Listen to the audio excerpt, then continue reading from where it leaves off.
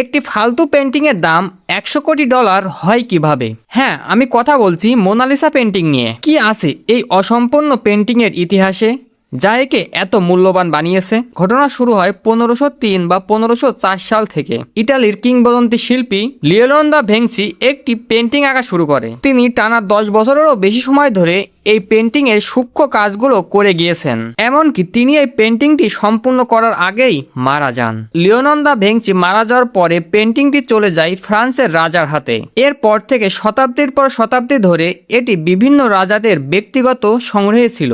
এমনকি এটি নেপোলিয়নদের কাছেও ছিল। যেহেতু এই পেন্টিং বিখ্যাত লোকেদের কাছে ছিল, সেহেতু এই পেন্টিং ইতিহাসে এবং সাধারণ মানুষের কাছে বিশেষ গুরুত্ব পেতে থাকে। এই পেন্টিংটি আরো বেশি পরিচিতি পায় 1911 সালে একটি মিউজিয়াম থেকে চুরি হয়ে যাওয়ার পরে। সেই সময় সারা বিশ্বে সংবাদপত্রের শিরোনামে জায়গা করে নেয় এই ছবি। এইভাবে রাতারাতি মোনালিসা হয়ে ওঠে বিশ্বের সবচেয়ে পরিচিত মুখ। অসম্পূর্ণ হলেও এটি কোনো সাধারণ পেন্টিং নয়, একজন বিখ্যাত শিল্পীর 10 বছরের সাধনা এটি।